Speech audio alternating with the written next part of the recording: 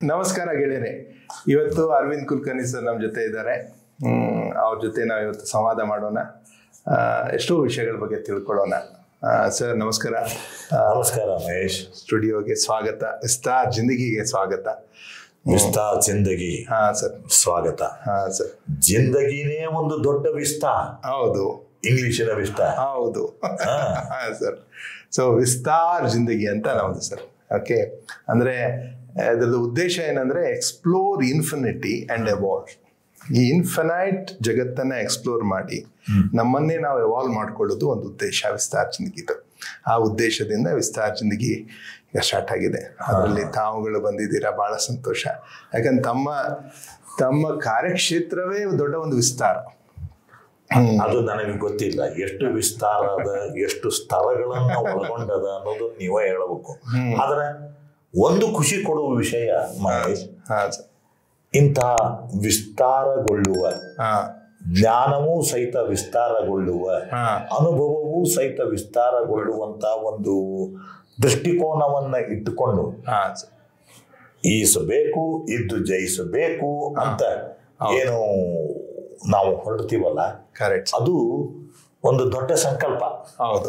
ಆ ಸಂಕಲ್ಪ ಸಾಧನೆಗಾಗಿ ಒಂದಿಷ್ಟು ಕಳ್ಕೋಬೇಕು, ಒಂದಿಷ್ಟು ಬಳಕೋಬೇಕು, ಆಮೇಲೆ ಇಷ್ಟೆಲ್ಲ ಆಗಿ ಉಳ್ಕೋಬೇಕು, ಬಳಕೋಬೇಕು ಅಂತ ಹೇಳಿ ಎಲ್ಲಾ ಪ್ರಯತ್ನಗಳಿಗೂ ನಾನಂತೂ ಇಲ್ಲಿಯವರೆಗೆ ನನ್ನ ಜೀವನದಲ್ಲಿ ಹೀಗೆ ಇದ್ದೀನಿ. ಹೌದು. ಅಂದ್ರೆ ಏನು, ನಾವು ಉಳ್ಕೋಬೇಕು ಅಂತಂದ್ರೆ ಏನೇನು ಬದಲಾವಣೆ ಆಗ್ತಿರ್ತಾವ ಆ ಬದಲಾವಣೆಗಳಿಗೆ ಹೊಂದ್ಕೋತ ಹೋಗ್ಬೇಕು. Correct sir, correct. ನಾವು ಹುಡುಗರಾಗಿದ್ದಾಗ ಇನ್ನೂ ಒಂದಿಷ್ಟು ಮಾಡಬೇಕು ಅನ್ನೋ ಹುರುಪಿದ್ದಾಗ ಯೂಟ್ಯೂಬ್ಗಳು ಇರಲಿಲ್ಲ. ಹೌದು. ಕಂಪ್ಯೂಟರ್ಗಳು ಇರಲಿಲ್ಲ, PPTಗಳು ಇರಲಿಲ್ಲ. ಹೌದಾ?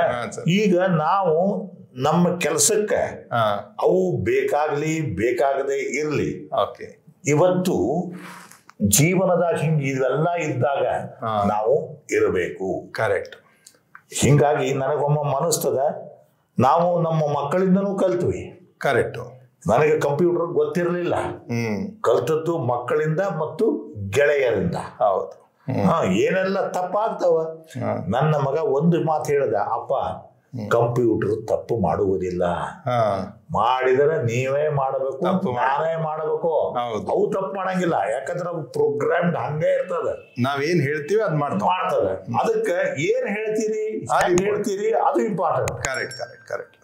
ಹಿಂಗಾಗಿ ನಾನು ಎಷ್ಟೋ ಮಕ್ಕಳಿಂದ ಕಲಿತೆ, ಎಷ್ಟೋ ಗೆಳೆಯರಿಂದ ಕಲಿತೆ. ಬಟ್ ಒಟ್ಟಿನಲ್ಲಿ ಈ ಉಳ್ಕೋಬೇಕು ಅನ್ನೋ ಪ್ರಯತ್ನದಾಗ ಬಳಕೊಂಡಿವಿ, ಕಳ್ಕೊಂಡಿವಿ. ವೆರಿ ಗುಡ್ ಸರ್, ಬಹಳ ಸಂತೋಷ ಸರ್. ಸರ್, ತಮ್ದು ಜೀವನ ನನಗೆ ಯಾಕಂದ್ರೆ ಬಹಳ ಕಳೆದ ಎಷ್ಟೋ ವರ್ಷದಿಂದ ಸಂಬಂಧ ಇರೋದ್ರಿಂದ, ತಾವು ವೃತ್ತಿಯಲ್ಲಿ ಶಿಕ್ಷಕರು, ಹೌದಾ? ಶಿಕ್ಷಣದಿಂದ ಸ್ಟಾರ್ಟ್ ಮಾಡಿದ್ರಿ, ಆಮೇಲೆ ಪ್ರಾಂಶುಪಾಲರಾಗಿ ಒಂದು ಒಳ್ಳೆ ಪ್ರತಿಷ್ಠಿತ ಸಂಸ್ಥೆ KH ಕಪೂರ್ ಇನ್ಸ್ಟಿಟ್ಯೂಟ್ ಪಾಲಿಟೆಕ್ನಿಕಲ್ ಇನ್ಸ್ಟಿಟ್ಯೂಟ್ನಲ್ಲಿ ತಾವು ಪ್ರಾಂಶುಪಾಲರಾಗಿ ಎಷ್ಟೋ ಬದಲಾವಣೆಗಳಂತಂದು ಕೊನೆಗೆ ಅಲ್ಲಿಂದ ರಿಟೈರ್ ಆದಮೇಲೆ, ಅದಕ್ಕಿಂತ ಮೊದಲು ಆ ಕ್ಷೇತ್ರದಲ್ಲಿ ಇರುವಾಗಲೇ ತಾವು ನಾಟಕಗಳು, ಫಿಲ್ಮು, ಎಸ್ಪೆಷಲಿ ಸಂತ ಶಿಶುನಾಳ ಶರೀಫರ ಫಿಲ್ಮ್ನಲ್ಲಿ ತಾವು ಏನೋ ಅಲ್ಲಿ ಆ್ಯಕ್ಟಿಂಗ್ ಮಾಡಿರೋದು. ಆಮೇಲೆ ಎಷ್ಟೋ ನೀವು ಅಭಿನಯ ಭಾರತಿಯಿಂದ ಎಷ್ಟೋ ನಾಟಕ ಕ್ಷೇತ್ರದಲ್ಲಿ ಎಷ್ಟೋ ಕೊಡುಗೆಗಳನ್ನು ಕೊಟ್ಟಿದ್ದು. ಅದಕ್ಕಿಂತ ಹೆಚ್ಚಿಗೆ ಸರ್, ನಂಗೆ ಭಾಳ ಈಗ ಎಷ್ಟೋ ಜನ ರಿಟೈರ್ ಆದಮೇಲೆ ಸುಮ್ಮನೆ ಇದ್ಬಿಡುನಪ್ಪ, ಯಾಕೆ ಇದು ಮಾಡೋದು, ಸ್ವಲ್ಪ ದಿವಸ ಆ ಮಗನ ಮನ್ಯಾಗ, ಸ್ವಲ್ಪ ದಿವಸ ಈ ಮಗನ ಮನ್ಯಾಗ ಅಲ್ಲಿದ್ದು, ಇಲ್ಲ ರೈಲ್ವೆ ಸ್ಟೇಷನ್ ಮ್ಯಾಗ ಕಟ್ಟಿ ಮ್ಯಾಗ ಕುತ್ಕೊಂಡು ಅಲ್ಲಿ ಹರಟಿ ಹೊಡೆದು ಒಂದು ಚಾ ಕುಡ್ದು, ಮಾರ್ನಿಂಗ್ ವಾಕಿಂಗ್ ಬಂದಂಗೆ ಮಾಡಿ, ಇಲ್ಲೇ ಶಿವಪ್ಪ ಕ್ಯಾಂಟೀನಲ್ಲಿ ಚಾ ಕುಡ್ದು ಹೋಗಿ ಮತ್ತೆ ಮಧ್ಯಾಹ್ನ ಮಟ್ಟ ಜಳಕ ಮಾಡಿ ಮಲ್ಕೋ ಒಂದು ಪ್ರವೃತ್ತಿ ಒಳಗೆ ಈಗ ನಾನು ನೋಡ್ತಾ ಇರೋದು ತಮ್ಮ ತುಸು ಮಾತು ಪ್ರೋಗ್ರಾಮ್. ಫೇಸ್ಬುಕ್ ಕಾರ್ಯಕ್ರಮ, ಫೇಸ್ಬುಕ್ ನಲ್ಲಿ ಮುಖಪುಟ, ಅರವಿಂದ್ ಕುಲಕರ್ಣಿಯವರ ಮುಖಪುಟಕ್ಕೆ ಸ್ವಾಗತ, ಇವತ್ತಿನ ತುಸು ಮಾತು ಅಂತ ಹೇಳಿ ಇವತ್ತು 648 ಎಪಿಸೋಡ್ಗಳನ್ನು ಮಾಡಿದ್ದೀರಾ. 49 ಇವತ್ತಿಗೆ 49. ಸೊ 648 ಅಂದ್ರೆ ಪ್ರತಿ ದಿವಸ ಮಾಡ್ಬೇಕಂದ್ರೆ almost this is second year. ನಾವು 2ನೇ ವರ್ಷ ಕಂಟಿನ್ಯೂಸ್ ಆಗಿ ಪ್ರತಿದಿನ ತಪ್ಪಲಾರದೆ ತಾವು ಮಾಡ್ತೀರಂದ್ರೆ ಇದಕ್ಕೆ ಸ್ಫೂರ್ತಿ ಎಲ್ಲಿಂದ ಬರುತ್ತೆ ಸರ್ ನಿಮ್ಗೆ? ನಾವೇ ಈಗ ಈ ವಯಸ್ಸಿನಲ್ಲಿ ನಾವು ಇಷ್ಟೆಲ್ಲ ಮಾತಾಡ್ತೇವೆ, ಎಲ್ಲ ಕಡೆ ಅಡ್ಡಾಡ್ತೇವೆ, ಜಗತ್ತಾಡ್ತೇವೆ, ನಮಗೂ ಕೆಲವೊಂದು time consistency is A problem. ಇವತ್ತು ಪ್ರತಿಯೊಬ್ಬ ಯುವಕನ ತೊಂದರೆನೂ ಕನ್ಸಿಸ್ಟೆನ್ಸಿನೇ. ಮಾಡಬೇಕು ಅಂತ ಇಚ್ಛೆ ಇರುತ್ತೆ, ಕನ್ಸಿಸ್ಟೆನ್ಸಿನೂ. ಬಟ್ ನಿಮ್ಗೆ ಹೆಂಗೆ ಅದು ಸ್ಫೂರ್ತಿ ಅನ್ಸರುತ್ತೆ ಕನ್ಸಿಸ್ಟೆನ್ಸಿಗೆ?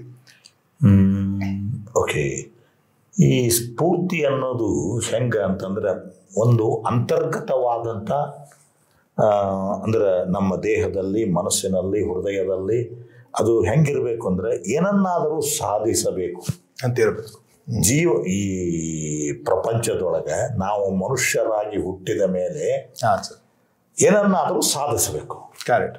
ನೋಡ್ರಿ, ಊಟ, ಮಲಗುದು, ನಿದ್ದೆ ಇವು ಎಲ್ಲರೂ ಮಾಡ್ತಾರೆ. ಹೌದು. ಮಕ್ಕಳನ್ನು ಹೊಡಿತಾರೆ, ಪ್ರಾಣಿ ಪಕ್ಷಿಗಳನ್ನು ಮಾಡ್ತಾವೆ, ಅವು ಮಾಡ್ತಾವ. ಹೌದು. ಮಕ್ಕಳನ್ನ ಹಡಿದ್ರು ಮತ್ತು ಇನ್ನು ಏನೋ ಮಾಡಬೇಕು ಅಂತ ಅನಿಸ್ಬೇಕು ಅದು. ಹೌದು. ಅಂದ್ರೆ ಓಕೆ, ಇವೆಲ್ಲ ಜನರಲ್ ಒಂದು ಅಚೀವ್ಮೆಂಟ್ಸ್. ಮನಿ ಮಾಡ್ತಾರ, ಮೋಟರ್ ಸೈಕಲ್ ತಗೋತಾರ, ಕಾರ್ ಮಾಡ್ತಾರ. ಇವೆಲ್ಲ ಈ ನಿಮಗೇನ ನಾನು ಹೇಳೋದು, ಇವೆಲ್ಲ ಒಂದು ಅವಶ್ಯಕತೆಗಳೇ ತಾರತಮ್ಯ, ಹೈರಾರ್ಕಿ ಆಫ್ ನೀಡ್ಸ್. ಇವು ಮೊದಲಿನವೆಲ್ಲ ತೆಳಗಿನ ಮಟ್ಟದ್ದು. ಅಂದ್ರೆ ತೆಳಗಿನ ಮಟ್ಟದ್ದು ಅಂದ್ರೆ ಯಾವ ಅರ್ಥದವೂ ನೀವು ತಗೋಬಹುದು. ಇವನ್ನ ಮೀರಿ ನಾನು ಬೆಳಿಬೇಕು, ಏನನ್ನಾದರೂ ಮಾಡಬೇಕು. ಗಾಂಧೀಜಿ ಯಾಕೆ ನೆನಪಾಗ್ತಾರ, ಸುಭಾಷ್ ಚಂದ್ರ ಬೋಸ್ ಯಾಕೆ ಮಾಡ್ತಾರ ನೆನಪಾಗ್ತಾರ, ಅಥವಾ ನಮ್ಮ ಈಗಿನ ಸದ್ಯದ ಪ್ರಧಾನಮಂತ್ರಿಗಳು ನರೇಂದ್ರ ಮೋದಿ, ಇಂದಿರಾ ಗಾಂಧಿ, ಇವು ನೇಮ್ ಎನಿ ಪರ್ಸನ್. ಅವರು ಎಲ್ಲಾರು ಮಾಡೋ ಹಂಗ ಉಂಡ್ರು, ತಿಂದ್ರು, ಮಲ ವಿಸರ್ಜನೆ ಮಾಡಿದ್ರು, ಮೂತ್ರ ವಿಸರ್ಜನೆ ಮಾಡಿದ್ರು. ಆದ್ರೆ ಎಲ್ಲದಕ್ಕಿಂತ ಹೆಚ್ಚಿಗೆ ಏನೋ ಒಂದು ಸಾಧಿಸಿ ತೋರಿಸಿದ್ರು. ತಮ್ಮ ವೈಯಕ್ತಿಕ ಜೀವನದಾಗ, ಸಾಮಾಜಿಕ ಜೀವನದಾಗ, ದೇಶಕ್ಕೆ ಸಂಬಂಧಪಟ್ಟಂಗ ಏನೋ ಸಾಧನೆಯನ್ನ ಮಾಡಿ ತೋರಿಸಿದ್ರು. ಇದು ಈ ಸಾಧನೆಯ ಪ್ರೇರಣೆಗಳು, ಸಾಧನೆಯ ಸ್ಫೂರ್ತಿಗಳು ಮನುಷ್ಯನ ಜೀವನ ಇದೆ.